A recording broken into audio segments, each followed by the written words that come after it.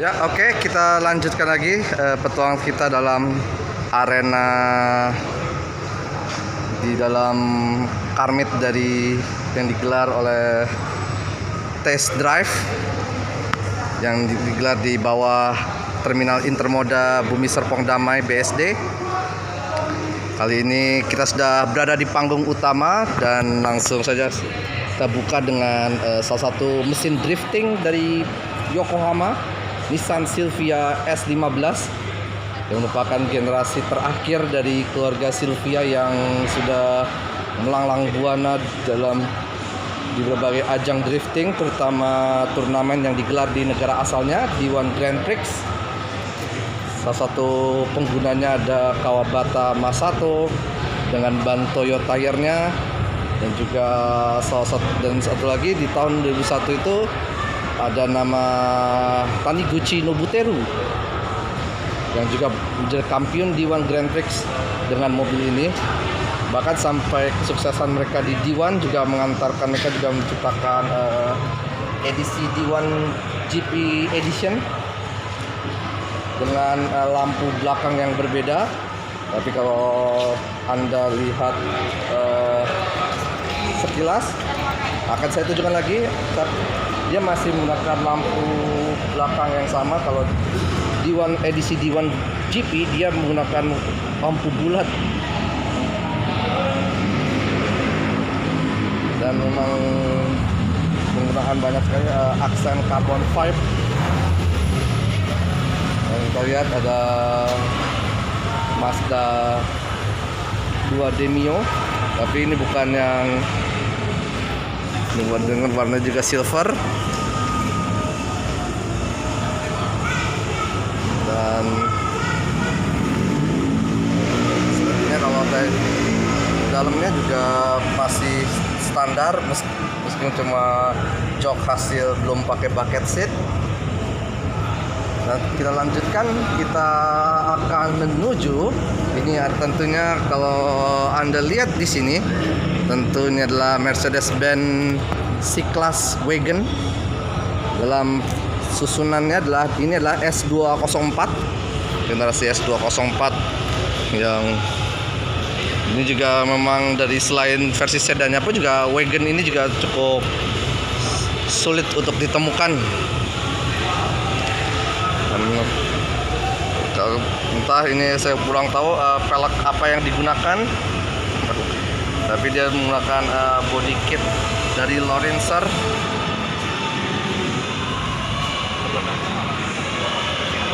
Dan kalau kita lihat, meskipun ini berbasis dari sedan entry level, tapi bagian belakangnya terlihat lebih lega daripada yang sekarang yang agak cenderung menyempit generasi sesudahnya. Pada generasi sesudahnya. Dan kita langsung saja bergerak ke warna kuning ini. Tentu kita sudah tahu ini adalah generasi terakhir dari mobil speedster dengan mesin belakang tengah, yakni Toyota MR2 varian atau setelah MRS, merupakan generasi karena bentuknya hampir kata tadi yang saya temui juga mirip dengan Porsche. Tapi bahkan di generasi sebelumnya pun juga malah seperti Ferrari generasi sebelumnya. Ini kalau kita lihat lagi ada Chaser yang sudah 2 kali saya temui di berbagai acara otomotif yang sudah diikuti. Ada Sudden Limit Up dan Monday Morning Drive Club yang semuanya digelar di Senayan Park. Dan sana juga ada VW Kombi generasi T2. Ini salah satu VW Kombi yang cukup keberadaannya cukup diakui di Indonesia dan memiliki populasi yang cukup banyak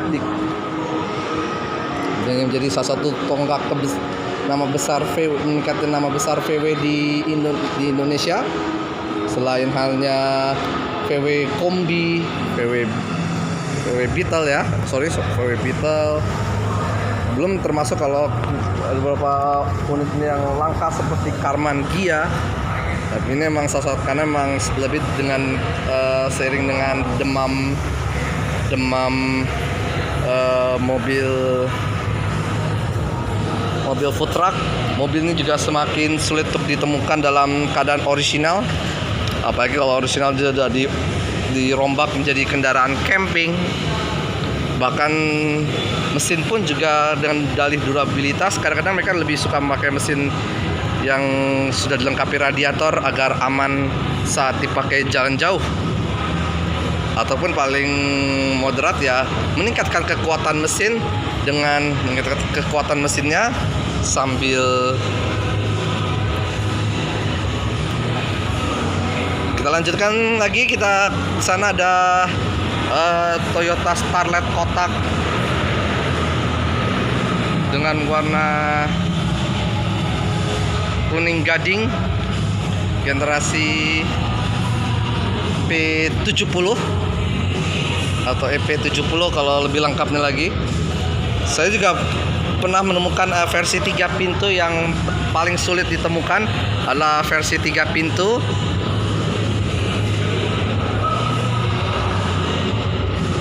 Ada versi 3 pintu di sini dan selebihnya ada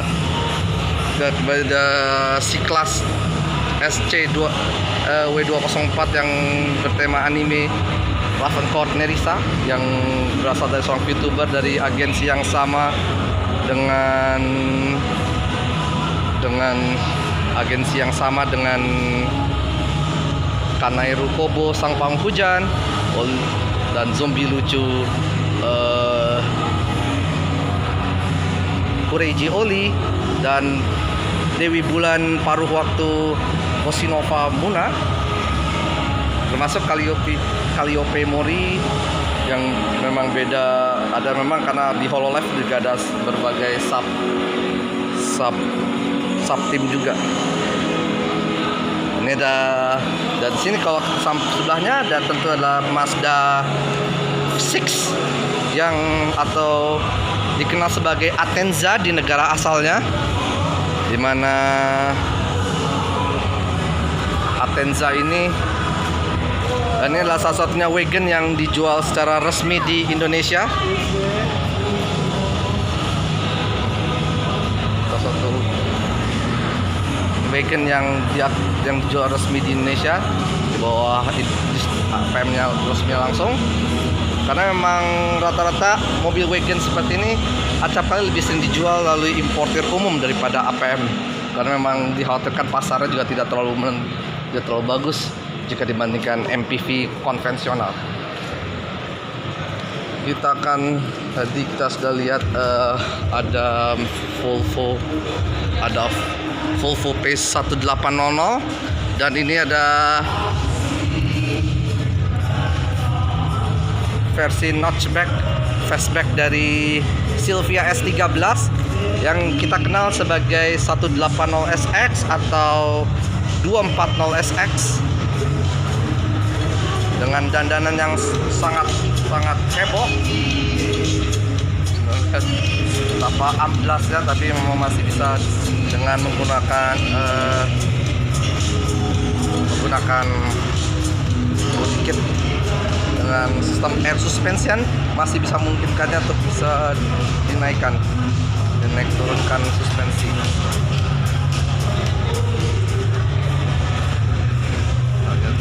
Dan sudah memakan shock bucket, saklar pengaman dengan setir quick release juga di sana. Dan kita ini ada CJ7, salah satu mobil legendaris yang merupakan leluhur dari Jeep Wrangler yang kita kenal saat ini. Kalau warna hijaunya kurang hafal apakah harus dilihat dulu karena ada berbagai varian. Ada varian Wrangler, ada varian Laredo dan lain-lain sebagainya. sedikit iklan ada sedikit iklan apa obatnya masih ada atau tidak. Dan ini kita lihat sudah melihat ada beberapa ikon. Sini kita lihat kembali saya menemukan kembali sebuah Mitsubishi Toyota Mark II atau kita kenal sebagai Cressida, yang uniknya dia generasinya dia sudah lebih muda dari satu generasi dari varian X70 yang sudah melalang buana di Indonesia secara resmi. Dan ini memang keberadaannya juga cukup gelap karena memang, dan karena ini sudah kali ketiga, kali kedua saya bertemu dengan mobil ini. Terakhir tentu di acara Sunday morning drive club yang digelar di Spark Senayan lalu. Dan kita lihat ini adalah versi coupe dari generasi pertengahan 80, bentuk pertengahan 80-an dari Mercedes-Benz E-Class. Jauh sebelum model coupe kembali populer di generasi pertengahan awal menjelang 2000-an, 2010 awal. Dan ini sudah sempat kembali dipopulerkan lagi dan sempat juga dipakai juga, meskipun saat itu juga masih combine dengan C-Class, combine dengan Mercedes C-Class yang melahirkan Mercedes-Benz CLK dengan